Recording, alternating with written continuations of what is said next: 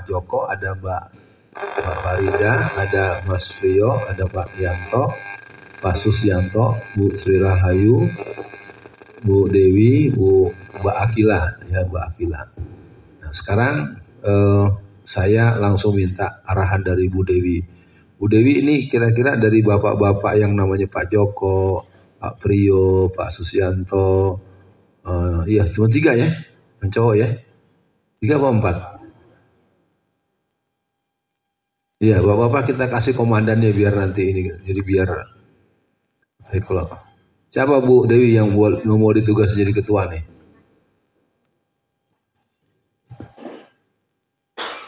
Ada Pak Joko, ada Pak Priyo, ada Pak Susyanto.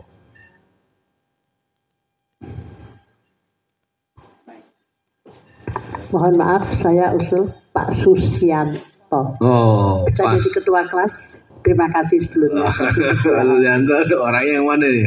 Ya, tahu kamu yang ujung ini? Antum jatuhnya sekarang ini ikut lagi atau ikut lagi? Kalau ikut lagi berarti gimana Bu Marfa? Boleh jadi ketua kelas enggak?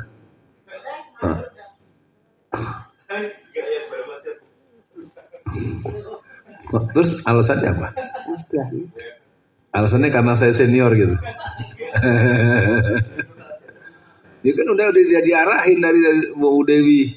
Kalau ngikut aja berarti kan karena jamaah minta, atau Bu Nurima punya usulan lain, atau Mbak Akila, bapak aku aja deh gitu.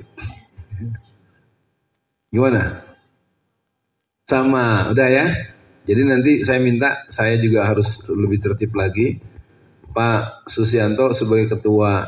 Tapi saya mohon ingatkan buat teman-teman yang lain, kita sering menetapkan ketua, tapi kemudian lupa semua ketuanya yang mana, sekretarisnya yang mana ya. Tolong dibantu catat tuh Mas Catur ya. Oke. Nggak gini, sebenarnya kita penetapan ketua hanya sebatas ada grup WA gitu aja.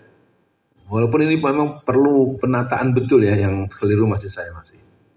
Oke, sekretarisnya kita kasihnya Mbak Akila ya. Sekretarisnya di WA doang, bukan sekretaris bukan di kantor. Ya. Nah, bendaharanya siapa? Yang muda. Mbak Ida ya. Nah, ya Bu, cuma di WA doang, nggak ada kantor. Kalau kantornya udah ada ntar dikumpulin. Oke ya, jadi Mas nanti kita lah ya ingetin saling untuk bikin grupnya. Sekarang kita sampai ke materi kedua, merancang kemenangan umat Islam. Jangka dekat kemenangan kita adalah menjadikan Pak Anies Baswedan dilantik jadi presiden. Dan caleg-caleg dari kalangan Islam semakin besar persentasenya dan jumlahnya. Nah, saya akan memulai meminta pertanyaan kepada Pak Priyo Waspodo. Pak Priyo sebagai salah satu pengurus Partai Masumi, kalau materinya merancang kemenangan umat Islam, kira-kira di bahan ini kita harus bahas apa? Kalau temanya seperti ini kita harus bahas apa? Sabar Bu, saya bertanya kepada beliau, tolong diperhatikan kalimatnya. Coba mic-nya dikasih. Masih mikir? Atau ada yang mau coba? Tadi ibu ini, boleh silahkan. Kasih ibu yang bercadar hitam ini. Itu tuh. Enggak, masih mikir Mas Priodi lagi. Silahkan Bu. Enggak apa-apa, ini memang forum kita kok.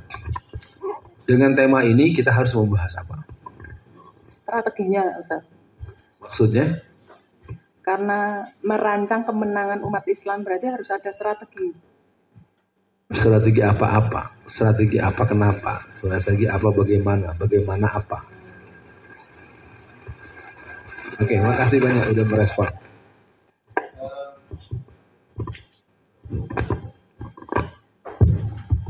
Tes.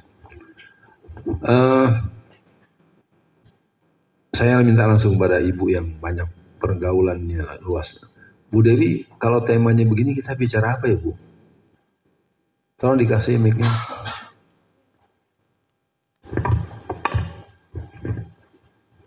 Kalau kami usulkan mungkin yang bisa masuk ke kelompok-kelompok pengajian ibu-ibu PKKRT atau pengajian-pengajian itu peningkatan keimanan untuk menuju ke keluarga yang bahagia dulu. Oh gitu Bu. Ya, karena saya mengikuti pengajian-pengajian ada kelompok-kelompok ya, baik RT, baik kelompok-kelompok sosial ya menengah ke atas lah itu ada. Jadi perlu ini. Nanti mungkin kalau ada yang bisa membuat materi nanti bisa saya ikut bantu untuk ke kelompok-kelompok pengajian ini. Terima kasih. Ya bagus. Silakan Akila. Angkat bicara, saatnya kamu tunjukkan siapa aku. Silakan. Bismillahirrahmanirrahim. Kalau menurut saya untuk pada sesi kali ini tentang merancang kemenangan umat Islam, karena saya masih mahasiswa mungkin bisa dimulai dari mahasiswa itu sendiri. Karena mayoritas teman-teman saya satu angkatan ataupun yang satu fakultas dengan saya sekarang kan lagi zamannya ini Ustadz kayak TikTok seperti itu.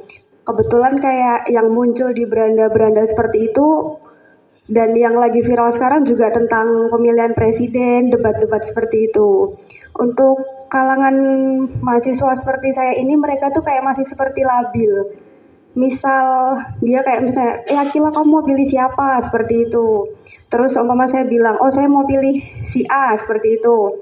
Terus lalu mereka kayak angkat bicara kayak terpengaruh gitu Ustadz sama kayak di video TikTok kayak misal jangan pilih itu kemarin di TikTok FYP ini loh dia tuh kayak abis keburukannya itu kayak untuk mahasiswa ini masih labil dan menurut saya kayak masih perlu kita dikasih tahu lah seperti itu untuk bagaimana cara memilih pemimpin yang benar menurut Islam ini. Seperti itu Ustaz. Subhanallah ya. Mudah-mudahan nanti Akila, Ustadz Alfian request dari sekarang kalau nanti kita full milenial kamu bisa ikut lagi ya. Gak apa-apa ya. Kalau pas nggak ada ini ya, nggak ada halangan ya sayang ya. Udah diminta langsung nih. Mbak Ida mau coba ikutan? Kalau kita bahas ginian kita ngomong apa nih gitu.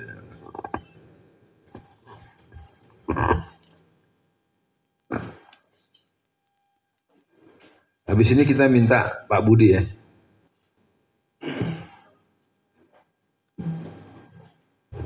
Merancang kemenangan umat Islam berarti dimulai dari menanamkan mindset buat keluarga sih Pak.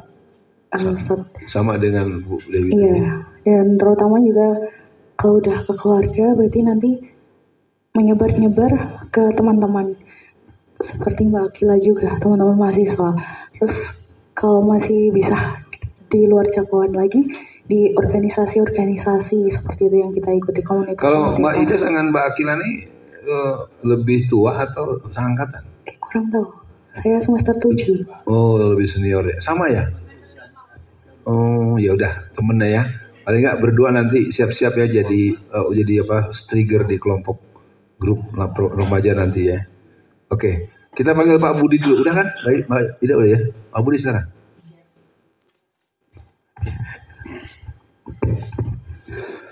Assalamualaikum warahmatullahi wabarakatuh. Waalaikumsalam. Judulnya sudah jelas, merancang kemenangan umat Islam. Selama ini yang kita rasakan bahwa memang kita sudah tertidur lama, terutama kita tentang masalah politik. Banyak dari kita yang seolah-olah ojo ngomong politik di berbagai banyak tempat, baik itu mungkin di WA group atau di komunitas-komunitas yang sesungguhnya bahwa memang ojo ngomong politik itu adalah salah satu cara dari para musuh Islam untuk melemahkan kita. Kita dibutakan agar jangan sampai kita tahu bagaimana kita berpolitik Islam itu. Yang sesungguhnya adalah ini bagian dari amal soleh kita juga. Nah, maka untuk itu setiap ada kegiatan seperti ini untuk teman-teman mari ajak orang-orang terdekat kita, walaupun 1-2 untuk mengikuti acara ini. Insya Allah hal yang kecil yang kita lakukan ini akan bermanfaat yang besar, karena di sini kita ajak ada montir politik dan ada koki politik yang tidak ada duanya di sini, Ustaz Alfian Tanjung. Makanya itu untuk ke depan kawan-kawan, mari kita tetap bismillah. Kita jihad kita adalah mengajak teman-teman kita untuk bisa mengikuti acara ini seperti ini. Demikian Ustaz, dan ini akan ditambahkan juga oleh Pak Brio Ustaz. Silakan Pak Brio. Oh iya, tadi belum ya. Silakan Pak Brio. Karena udah mulai der gitu ya. Sebetulnya ya, di awal kita kan sudah menyatakan bahwa orang melangkah itu kan berangkat atau bergerak. Itu kan berawal dari mindset, kesadaran. Jadi kalau mau merancang kemenangan umat Islam ya harus menumbuhkan dan mensosialisasikan informasi-informasi yang sekiranya dapat mencerahkan, mencerdaskan umat. Termasuk tadi itu kita harus menolak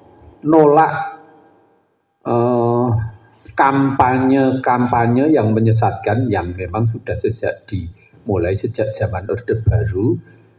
Ya, ada kampanye Islamofobia. Ya, jadi kalau zaman Nurholis Majid dulu ada slogan Islam yes, politik no. Nah, ini kita harus menjadi bagian untuk menghentikan penyesatan berpikir seperti itu. Dan yang penting juga kita mencoba mengajak orang di dalam memilih pemimpin itu minimal, karena ini sukses dunia akhirat. Jadi ya yang paling familiar terhadap Islam. Jadi ada kriteria-kriteria memilih pemimpin, tapi salah satu kriteria pokoknya minimal yang tidak familiar dengan Islam. Di antara tiga ini ya yang paling familiar ya kita sudah sama-sama sepakati itu. Bahkan yang lain tidak sekedar familiar tapi malah cenderung Islamofobia. Itu saja. Masih.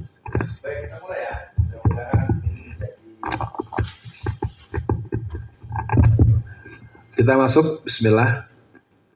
Yang pertama kita pahami dulu arti kemenangan. Mau menang apa? Mau dapat berapa triliun? Mau menang apa? Mau jadi apa? Mau menang apa? Hadiahnya apa? Nah, kalau kita mau menang, berarti kita pahami dulu arti sebuah kemenangan. Kemenangan artinya menjadikan kebenaran sebagai panglima. Jadi kita tidak pernah boleh bergeser bahwa menang itu dengan cara yang benar. Dan pasti menang ketika niatnya benar, caranya benar, tujuannya benar. Kalau dalam teori manajemen produksi, apabila perencanaannya maksimal diawali dengan studi kelayakan yang komprehensif, maka kita bisa menghasilkan kerja yang efektif. Sebuah perencanaan yang matang dengan sebuah pekerjaan yang komprehensif dan sesuai dengan dalil-dalil keilmuan, dalil-dalil alamiah, dalil-dalil ilahiyah, maka kita akan bisa menghasilkan. Jadi ini mungkin catatan yang perlu dipahami oleh kawan-kawan bahwa di seluruh dunia Islam mereka memang tidak pernah memberikan ruang munculnya pemimpin-pemimpin yang bisa mengantarkan pada formula ini. Ya, dulu ada yang namanya Profesor Dr. Raji Ismail Al-Faruqi. Tahun 1982 bersama istrinya bernama Lamia Al-Faruqi, ketika dia keluar rumah itu dia dibunuh dengan pisau komando oleh pasukan Amerika. Karena dia seorang muslim dari Palestina yang mempunyai kemampuan membuat penjelasan tentang the paradigm of civilization. Jadi membuat sebuah buku yang judulnya Peradaban Islam. Jadi orang yang bisa menerangkan Islam dari detail-detail sampai pada titik itu akan dilihat sebagai orang yang akan membangun kekuatan. Dan kekuatan yang sangat diandalkan itu 2 titik, yaitu ekonomi dan politik. Maka bagaimana kemudian orang-orang seperti Muhammad Mursi? Muhammad Mursi menurut saya kalau bahasa teman belum mantep udah langsung ikrar. Al-Quran dusturuna, al-jihad sabiluna. Ikrarnya betul Ustaz nerima. Tapi musuhnya kan banyak nih. Ada oleh Asisi dicekrek. Nah, itu kenapa saya bilang tadi ada posko silaturahmi, pasang bendera PKS, pasang bendera jangan P3 deh, bendera PKS, bendera Partai Umat dan bendera Partai Masyumi. Itu aja bikin takut itu. Nggak berani PDIP sembarangan kalau udah ada 2 begitu. Apalagi kita minta pasang bendera GPK aja lah. GPK jelas tuh kan dukung Pak Anies. Ya, PDIP takut sama GPK, baik GPK yang dari tepi barat, dari Magelang, ya takut. Beberapa minggu yang lalu saya beserta teman-teman ikut Gus Nurul. Iya. Dan sempat kita jajaki tentang afiliasi Gus Nurul politiknya terkait dengan ada perubahan. Bukan ada perubahan, tapi beliau menyatakan berangkat dari loyalitasnya kepada P3, ya, maka untuk Pilpres beliau belum menentukan. Jadi belum memilih, amin itu belum. Terima kasih. Iya, saya tidak mau berdebat karena saya dengan dia juga punya link khusus dan sering pertemuan intensif. Jadi kita terus jalan dengan apa yang kita sepakati. Yang kedua, mengalahkan kebatilan secara cepat, tepat, dan wujud. Jadi sebetulnya buat perjalanan hidup kita ke depan, ketika dasar awal kita menjadikan kebenaran sebagai panglima, maka tidak ada alasan kita buat kalah. Nggak mungkin kalah kita. Yang ada mungkin lu salah niat, salah cara, salah tujuan.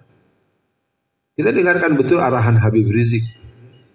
Berjuang itu yang penting kita tidak pernah bergeser dari tempat yang tepat.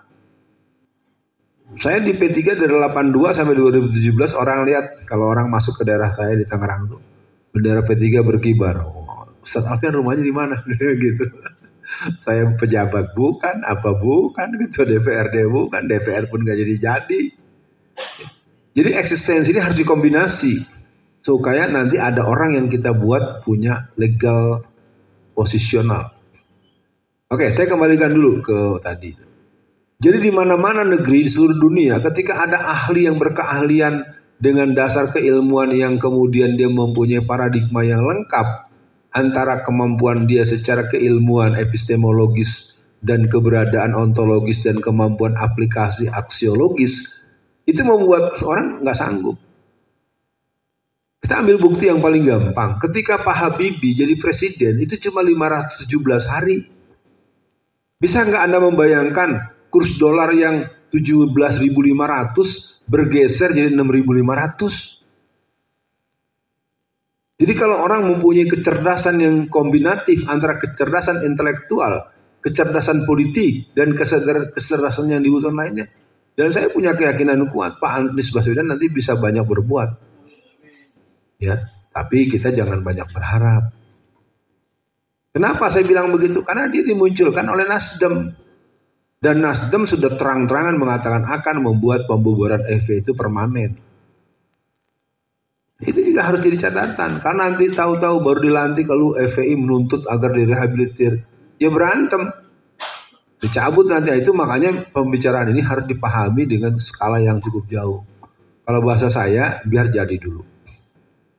Pelan dulu, lihat dulu, mungkin 1, 2, katakanlah kalau bahasa saya setahun ini lihat setelah beliau dilantik. Nah, susahnya kan kita itu bermain politik sama dengan ingin disamakan dengan makan sambal terasi.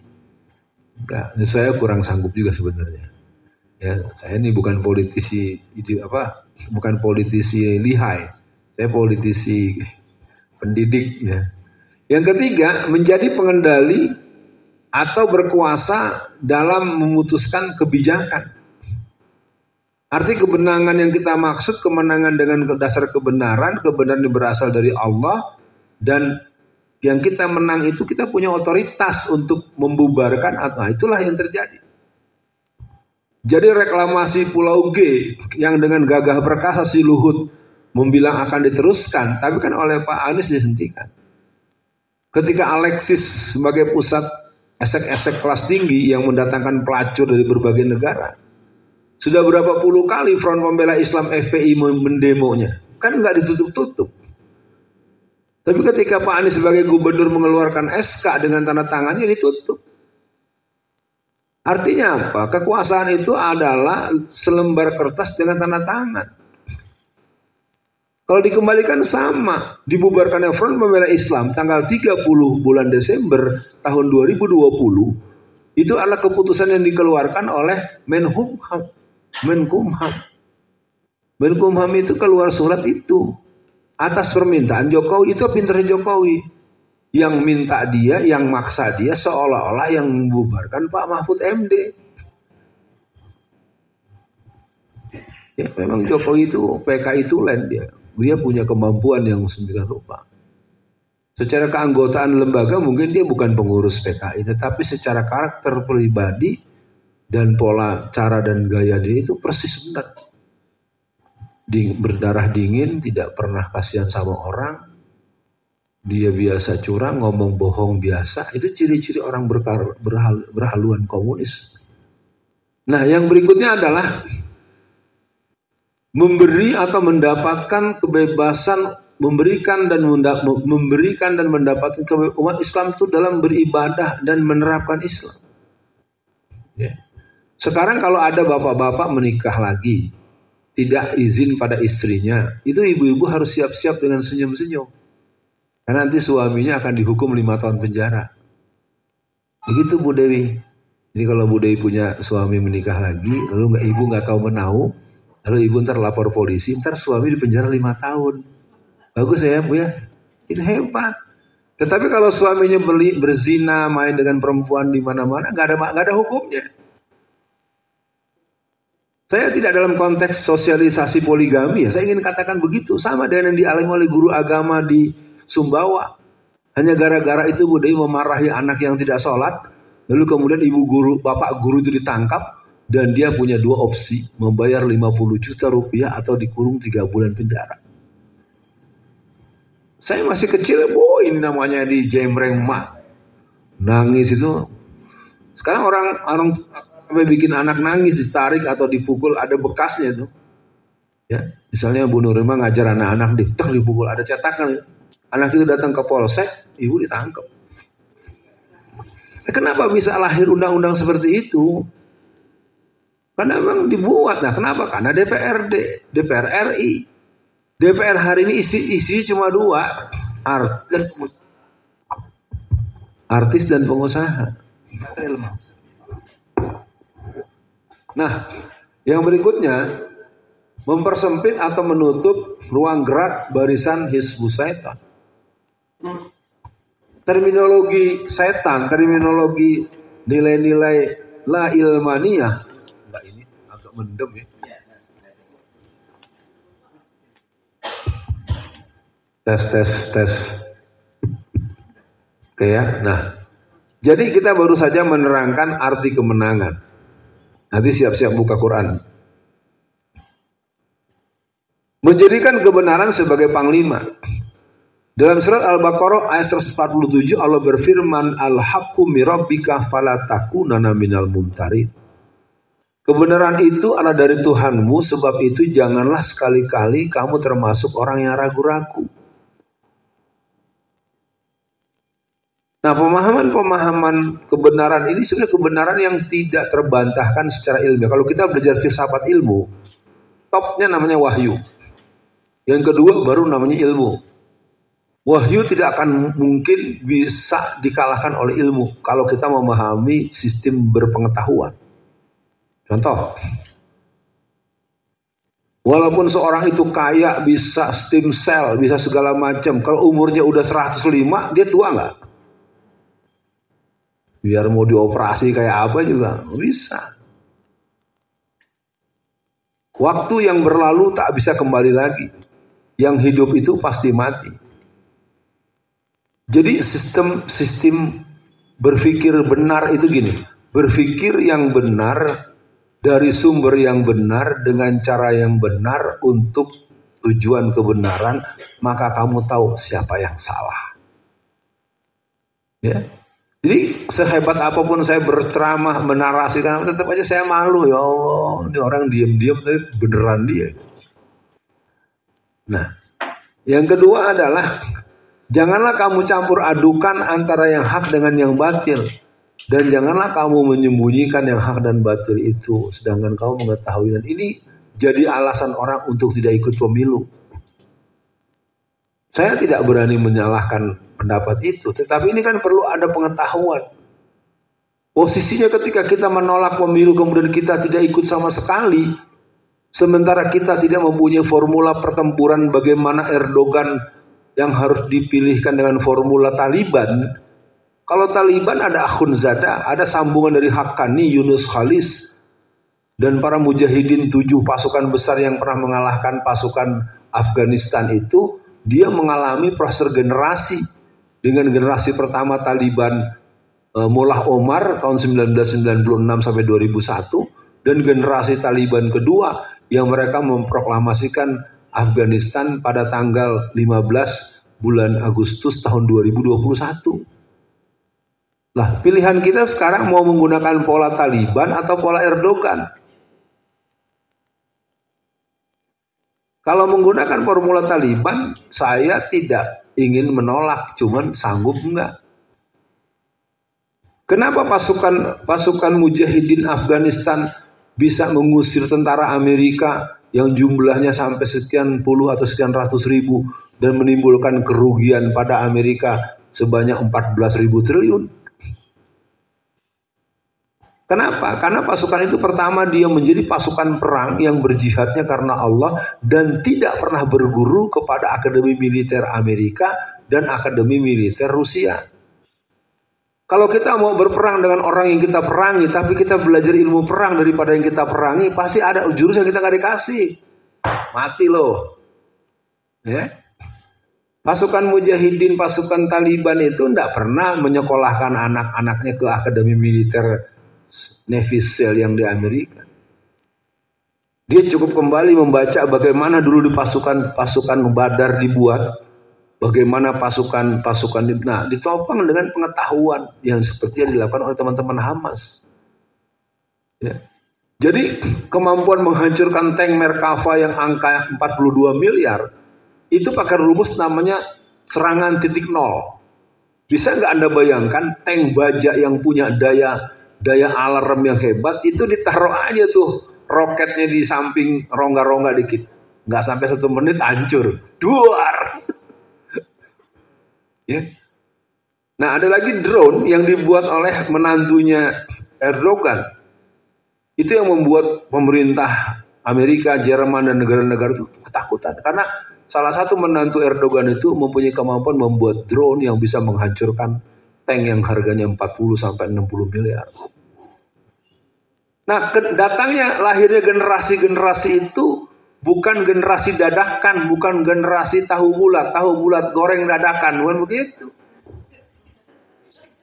Jadi kalau sampai Bu Marfuah sama dengan Pak Anwar tidak pernah putus dari pertama itu pilihan dia dan ini nanti akan menyambung ke cucu-cucu dan ke anak-anak. Tidak ada orang yang menanam pohon jati, menanam pohon jagung. Pohon jagung kau tanam cukup 3 bulan kau siap berpanen. Tapi kalau kau menanam pohon jati, memang bersabarlah engkau. Perlu 15-20 tahun. Jadi artinya pada hari ini kita coba tanamkan dulu pada kita bahwa kita tidak boleh mengambil cara yang salah. Karena ini politik, tentu tidak juga pakai cara yang lugu. Harus ngerti ya, Bapak dan Ibu ya. Ya, jangan lalu bener, kamu bener, iya, kamu ada pendidikan politik, iya, siapa, Ustaz Rafian, iya, ngomongin Jokowi, iya, tangkap aja dia, iya, goblok namanya lo, ya, yang namanya berpolitik itu kita memenangkan sesuatu yang kita perjuangkan untuk kemuliaan penerapan kemenangan itu dan akan terjadinya kebaikan, perbaikan dan kebahagiaan buat semua orang. Masih ingat nggak saya menanyakan libur hari Jumat? Saya ada ingat ya. Di mana tempat? Kalau udah saya gitu, ya bener juga ya. Yang udah tahu jangan dibocorin ya Bu Marfo ya. Pak Mufti masih ingat nggak libur hari Jumat? Lupa lagi. Bapak-bapak, ibu-ibu. Ya tapi jangan ngomong-ngomong ya. Kalau hari Jumat libur nasional setuju atau tidak? Oh, tidak karena udah ngerti. Libur hari Jumat itu hukumnya harus wajib. Tapi saya mau cerita dulu sebelum ibu ngerti ini bicara politik. Pertumbuhan gereja di Indonesia itu setiap tahun 466%. Ini biar tahu aja, kitanya aja enggak. Kita masjid satu aja Nur Mirah nggak jadi tuh. Lama Umar Fuasi nggak nyumbang 50 miliar. Satu tahun pertumbuhan di gereja 466%, artinya dekat ke 500 apa ke 400 Akila? Kalau 466 dekatnya ke 500 atau ke 400? 500% berarti berapa kali lipat? 5 kali lipat. Gereja tidak kita bantu saja pertumbuhannya 5 kali lipat per tahun. Pertanyaan pertama, masjid berapa pertumbuhannya setahun? Pertumbuhan masjid setahun cuma 64%. 64% itu jatuhnya ke berapa? Ke 60 atau ke 100? Anggaplah 100. Kalau 100% berapa kali Pak Brio? 1 kali. Lah bayangin, pakai ilmu matematika. Yang satu tumbuhnya satu. Pilih satu saja. Tapi ini 5. Bayang gak sama Anda? Satu sisi kita berhadapan dengan kebangkitan komunis yang sedemikian. Kalau komunis kenapa sekarang yang melawan hanya kelompok Islam? Kelompok Kristen udah gak kepengen melawan. Udah panen. Panen mereka. Makanya kenapa jumlah umat Islam setelah kita merdeka dan setelah PKI dibubarkan, justru umat Islam sekarang berkurang drastis. Karena operasi gerakan Kristen itu dia mengambil peran menarik orang-orang PKI itu, karena orang PKI rata-rata dendam dengan orang Islam. Makanya di Solo segala macam itu namanya Islam tapi agamanya Kristen. Boyolali juga ada yang gitu, walaupun agamanya tetap Islam tapi lebih belain Kristen. Oke, saya kembali dulu pada tadi supaya jangan kejauhan. Kalau Bapak Ibu sekalian setuju libur hari Jumat, di mana-mana juga nggak ada yang libur 3 hari. Kalau Jumat libur berarti Sabtu libur Bu ya. Hari Minggu masuk. Ya jangan main-main loh. Ketika hari Minggu yang kita lebih ingin menyebut dengan kata-kata Ahad masuk, orang Kristen di kantor masuk nggak? Masuk. Di kampus masuk nggak? Masuk. Masuk lagi usulan dia. Karena kami adalah kaum beragama. Kami mau ke gereja kejauhan. Tolong bikinkan gereja di kampus. Kami mau ke gereja, tolong bangunkan gereja di pasar. Nggak kita bantu saja Bu Dewi, jumlah gereja itu 466%. Sekarang karena Anda bersikukuh libur hari Jumat, akhirnya diputuskan libur Jumat. Jumat libur, Sabtu libur, maka hari Ahad diharuskan masuk walaupun setengah hari. Gitu. Orang Kristen bilang kami ini punya hari ibadah hari Ahad. Hari Minggu itu. Loh kalau gitu berarti kami ini doa. Dia minta, lah enggak kita tolong aja udah 466% pemirsa. Sekarang Anda suruh masuk lagi hari Minggu. Lalu dia minta dan nuntut dibangunkan gereja atas APBN atau APBD. Maka bisa terjadi pertumbuhan gereja per tahun itu 900%. Pinter kan? Setuju belum? Belum. Bukan enggak setuju Bu, saya menerima. Iya makanya maksud saya harus jadi perhatian kita. Jadi kalau mau ngambil keputusannya jangan Jumat libur. Ya Jumat memang libur, saya juga mau libur. Nah saya ingin katakan kerja-kerja kita ini sama dengan dalam banyak hal kita. Ya, dulu Belanda ada namanya ordonansi politik pendidikan. Jadi kalau kita tidak memahami atau yang paling ketara nih undang-undang Sisdiknas yang disahkan tanggal 20 Juni tahun 2003. Di Undang-Undang Sisdiknas pasal 13 ayat A mengatakan bahwa setiap siswa harus mendapatkan pelajaran agama dari guru yang seagama dengan dia. Setuju tidak? Setiap siswa mendapatkan pelajaran agama dari guru yang seagama dengan dia. Betul, setuju atau tidak? Loh, kok nggak setuju?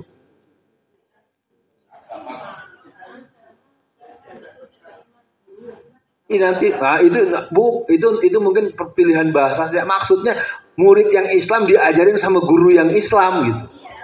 Ya justru itu terjadi di undang-undang itu. Pihak Kristen PDIP nggak mau, makanya mereka keluar dari DPR RI. Itu yang makanya saya bilang kita goblok bukan sumber politiknya.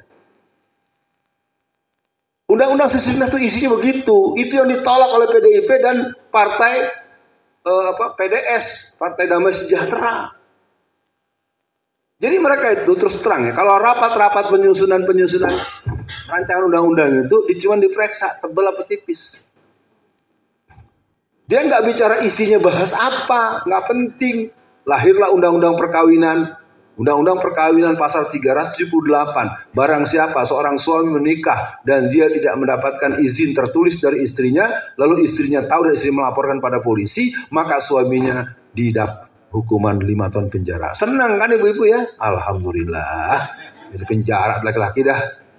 Saya kasih tahu aja bocorannya biar tahu.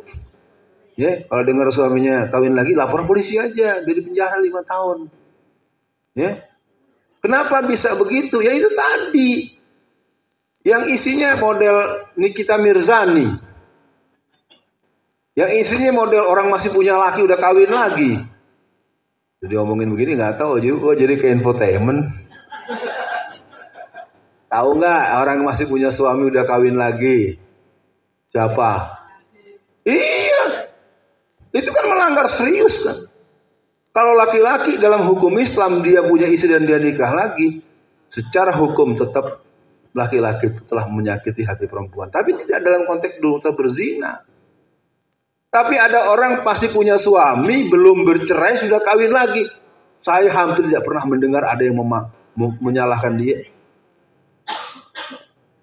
Enggak, saya nggak mau bahas teorinya Mbak Yayu. Ini bicara hukum kita. Tadi kita lagi bicara menang dengan cara Islam. Itu kan sederhana saya ngajak berpikirnya. Artinya, saya tahu kalau udah bicara begini pun kalau istri saya dengar juga tuh telur mentah jadi mateng. Tapi kan maksudnya yang saya ingin katakan, kita itu jangan bicara kemenangan dengan cara Islam, lalu kita jadi orang lugu, nggak boleh lugu kali. Itu maksudnya ya. Oke ya, nanti bisa dilihat surat Al-Baqarah ayat 42.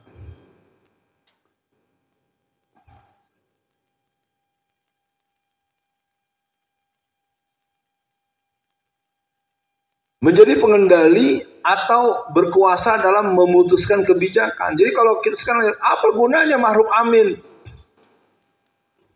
Sedih kita. Ya. Menjadi kacungnya si Pinocchio saja. Mana selama hampir 8 tahun nggak ada apa yang bisa kita dengar, apa arahan dia, bentuk perlawanan apa yang bisa kita dapat. Ya bolak-balik kan ngomongnya, dulu bilang nggak boleh, BPJS dulu haram, sekarang boleh. Yang ngomong kan dia bukan saya kan nggak ahli fatwa. Yang begitu tuh orang yang paling dia patut diduga bertanggung jawabnya sangat berat di hadapan Allah. Karena kriteria ulama usu itu bisa masuk ke dia. Nauzubillah. Saya nggak soalnya kira-kira begitu dah. Ya. Jadi saya pikir itu. Sekarang kita minta tolong nih. Surat apa nih? Al-Mujadilah itu surat berapa? 68, 58. Ya, Ustaz Surono dibaca Qur'annya. Pak Wahyudi deh, Pak Wahyudi. 58 ayat 18. 19 ya? Iya, 19. Ayo Pak Surono udah siapa duluan? Oke, Pak Budi lagi. Subhanallah Pak Budi ini pahalanya nih. Sinyari dia.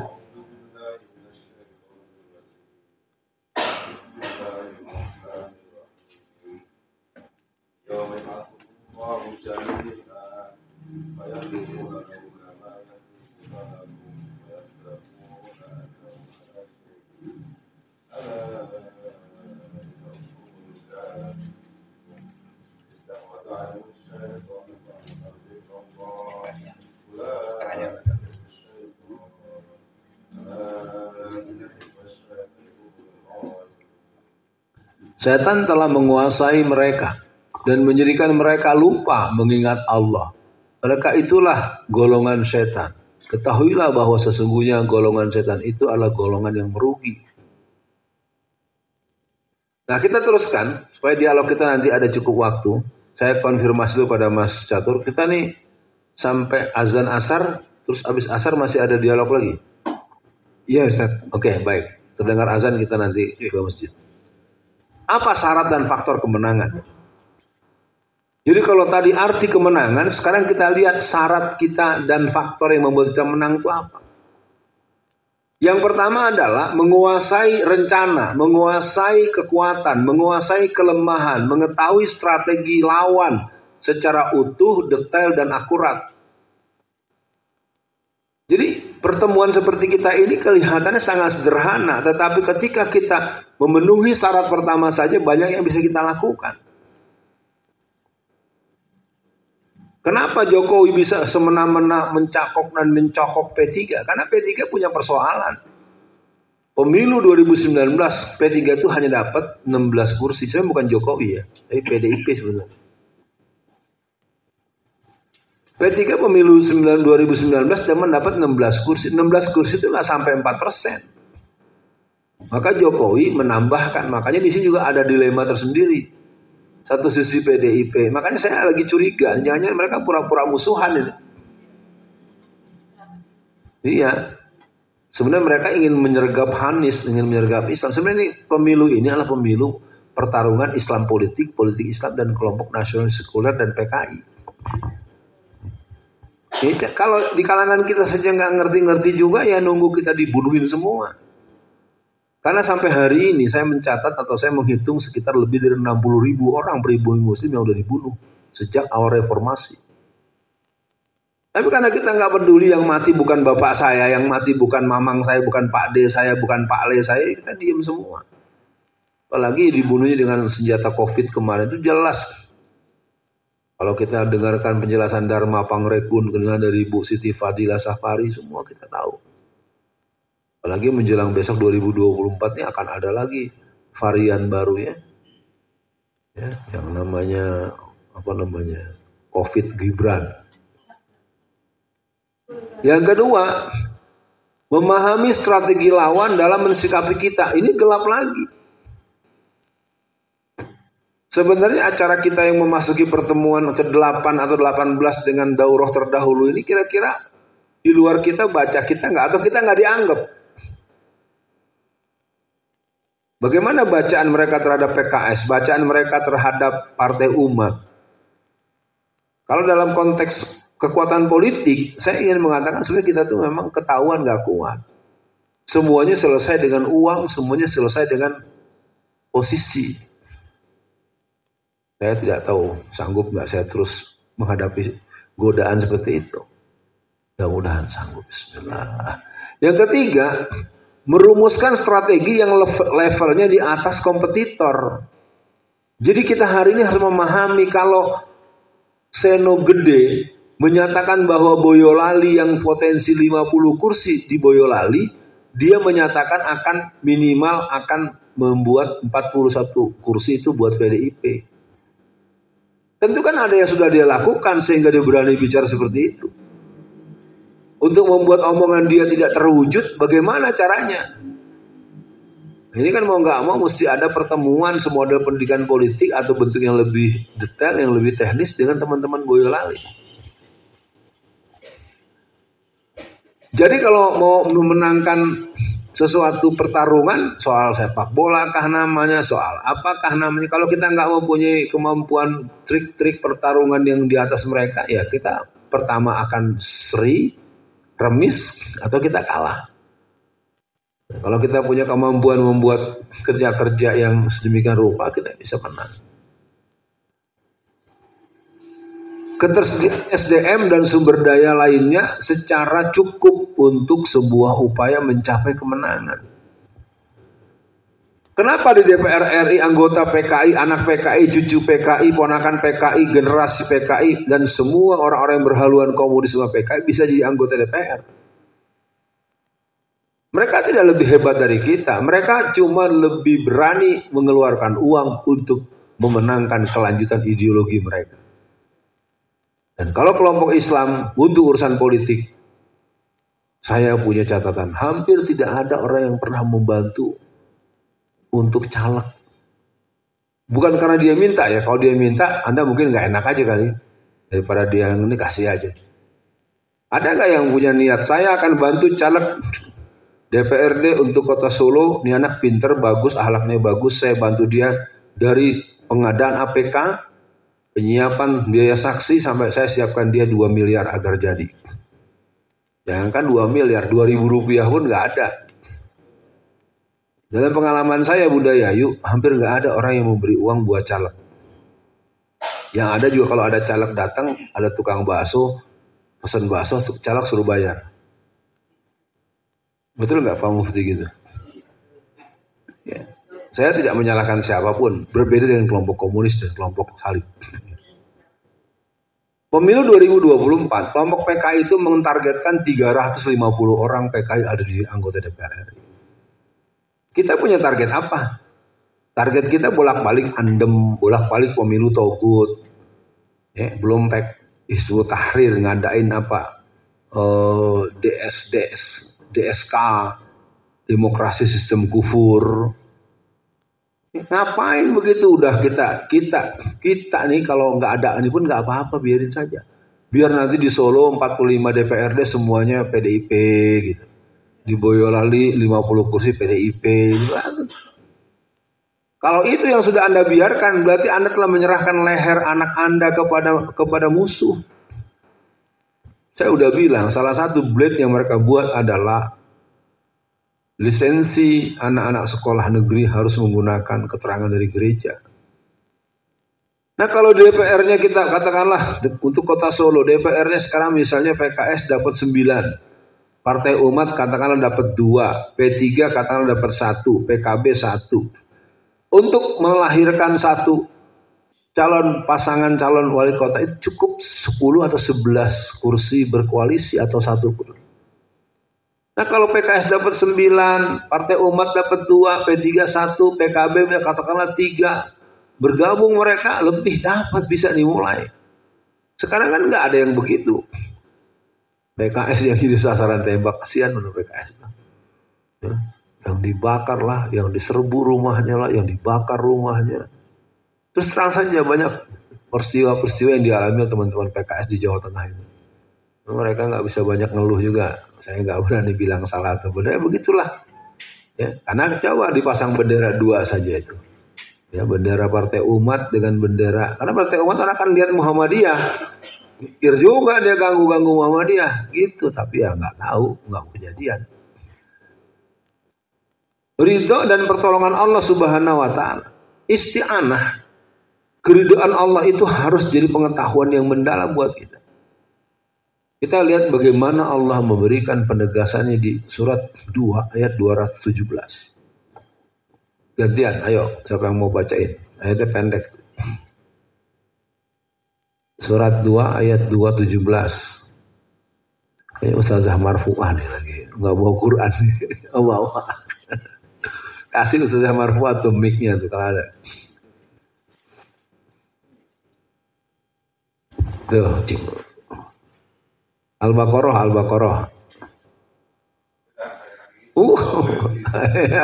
Mau dapat pahala sendirian.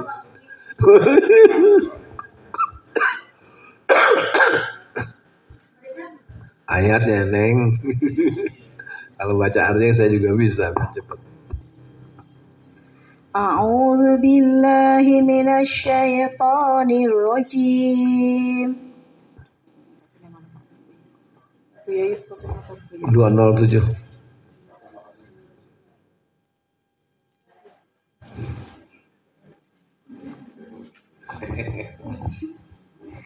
Bukan punya. 217. Yas'alunaka 'anil syahril harami qitalin fi. Ibu baca 2 berapa sih? 207 kan udah saya ralat barusan. Kan saya sebut barusan 207.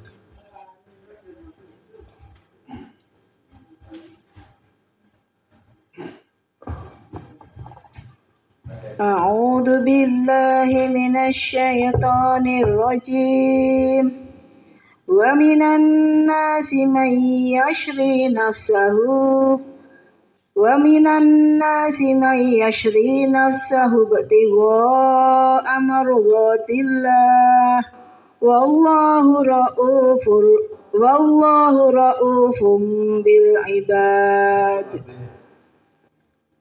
Dan di antara manusia ada orang-orang yang mengorbankan dirinya untuk mencari ridha Allah. Allah Maha Penyantun kepada hamba-hambanya. Komitmen kita terhadap apa yang kita kerjakan itu Allah itu ridho. Itu memang zaman sekarang ya gampang-gampang susah. Ya yang cukup ketara ya teman-teman panitia. Aduh, subhanallah panitia. Oke, nanti kita azan asar kita langsung stop ya. Nah, apa yang saya sampaikan di layar berikutnya adalah proses pengulangan dan penegasan terhadap hal-hal yang berhubungan dengan hal-hal yang kita maksud di bagian kedua.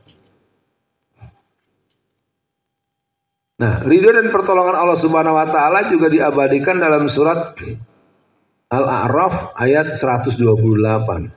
Ya. Ayo gantian, cepat.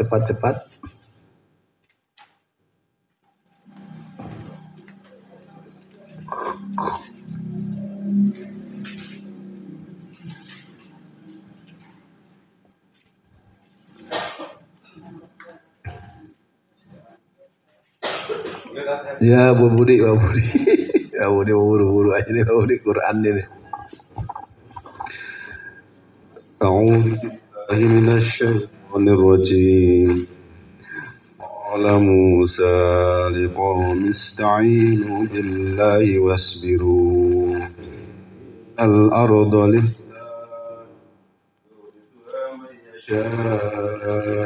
min ibadihi wal 'aqibatu lil muttaqin. Musa berkata kepada kaumnya, mohonkanlah pertolongan kepada Allah dan bersabarlah.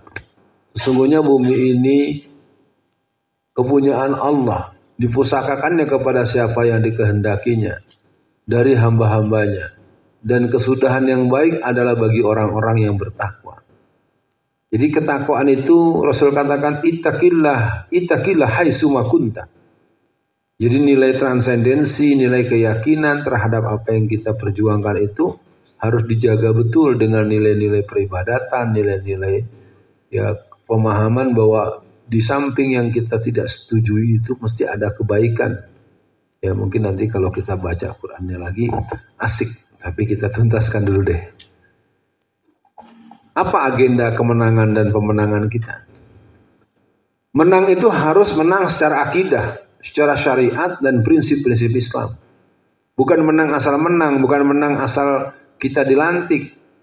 Tapi kemudian kita nyogok, kemudian kita membayar dengan jumlah yang tidak masuk akal dan kemudian kita ternyata tidak jadi apa-apa, tidak dapat apa-apa. Terus terang saja ini masalah yang terjadi pada partai Bulan Bintang. Ketika pemilu 2019 saya ingat saya 2 kali teleponan lebih dari sejam dengan Pak Yusril Zamaeta. Saya tanya, bang ini gimana kok PBB jadi begini nih jadi. Dia bilang, iya Alfian, dimanggil saya kan Pak Alfian. Pak Alfian, saya sudah bicara dengan Pak Pratikno. Kata Pak Pratikno nanti PBB dapat 1 TPS dapat 8 suara. Saya dalam hati kecil, gimana ceritanya kita mau menang minta tolong sama musuh. Aduh ampun dah ya. Ya, nanti kalau mau dikonfrontasi saya siap, orang dia ngomong langsung ke saya begitu. Kan pemilu 2019 itu jumlah TPS ada 813.000. Nah, 813.000 kalau dikali 8 berapa? 8 kali 8 berarti kan 6 juta sekian berarti. Kesian di PHP sama PDIP. Aduh, dunia persilatan. Ya, menang secara akidah, menang secara syariat dan menang prinsip-prinsip Islam. Nah ini sudah bagus teman-teman, tidak terlalu ini tentang 13 MOU Istimewa Ulama sudah ditandatangani kan. Yang kedua, menang untuk tampil sebagai pribadi yang islami. Jangan baru jadi anggota DPRD aja makannya sambil diri. Ya, jadi anggota DPRD yang biasa subuhnya ke masjid, tahu-tahu 6:30 baru sholat subuh. Nah ini pesannya buat Pak Budi nih, kalau Pak Budi jadi ketua DPRD Magelang. Iya. Iya, sekarang enggak, nanti kan belum tentu kan.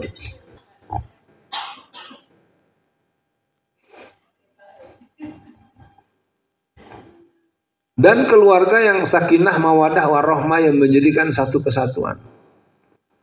Jadi dalam pengalaman saya bergaul dengan banyak orang-orang yang punya peran-peran publik, punya jabatan-jabatan publik, mereka tuh harmoninya seolah-olah, samawanya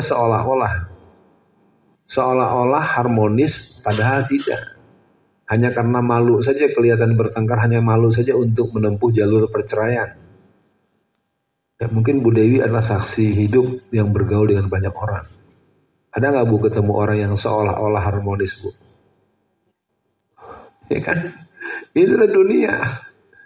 Dan dia duitnya banyak, yang satu punya. Apalagi kalau kata Rasulullah, halakatir rijal hina ata'atin nisa. Perempuan itu kalau dia udah punya otoritas, dia udah punya isi tas, dia udah punya banyak hal-hal yang berlimpah, dia akan bisa bersikap tidak terkontrol terhadap suaminya. Munculnya telenovela suami-suami takut istri, itu bukan sekedar gojekan, itu sebuah representasi penjelasan di masyarakat. Padahal laki-laki yang takut pada istrinya, yang takut pada kerlingan mata dan pelototan mata atau bentakan istrinya, dia punya alamat yang jelas. Neraka, dayus. Ya, tapi perempuan yang begitu juga sama. Anda termasuk orang yang khianat kepada prinsip-prinsip pengabdian. Andaikan boleh makhluk menyembah makhluk, kata Rasulullah, akan kuperintahkan seorang istri untuk menyembah suaminya. Nggak ada urusan bahwa suaminya itu bodoh, suaminya itu jahat, suaminya itu miskin, nggak ada urusan. Karena amalan seorang laki-laki tanggung jawab dia sendiri. Tapi amalan istri yang menentang agama tanggung jawab suaminya. Silakan pelajari agama lagi dengan baik. Ternyata itu yang membuat saya kadang-kadang, aduh ya Allah, ngeri juga gue nih. Iya. Jadi kalau ibu-ibu katakanlah dengan kondisi sekarang suaminya katakanlah kawin lagi, pasti nggak suka. Tapi dosa dia tanggung sendiri kalau dia salah niat.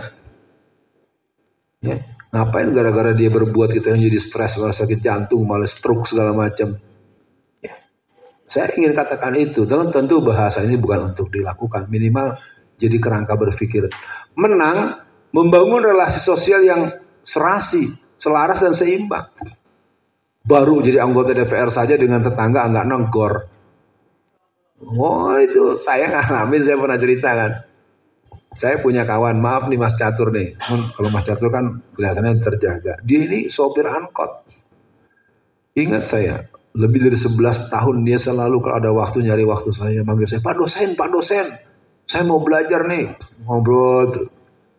Satu hari si Fulan ini menang jadi anggota DPRD, masuk. Namanya orang teman lama. Kalau teman lama ini kan Pak Joko teman lama saya, udah berteman puluhan tahun. Kalau saya nelfon dengan 2-3 kalimat saja, tahu nggak bahwa yang nelfon itu saya? Itu namanya teman lama, jangan 2-3 baru salamannya udah tahu. Assalamualaikum warahmatullahi wabarakatuh. Wah, tapi aneh kan gitu ya. Dibacain berita nih kan gitu ya. Itu kawan, saya ucapkan salam. Dia tanya, ini siapa ya? Saya bilang, udah sampai di sini aja, gue nggak bakal nelfon lu lagi. Saya bilang, saya bisa bertahan tidak mau nelfon dan tidak nerima telepon dia selama 3 tahun. Tapi sayang dia lebih dahulu dari saya meninggalnya ya.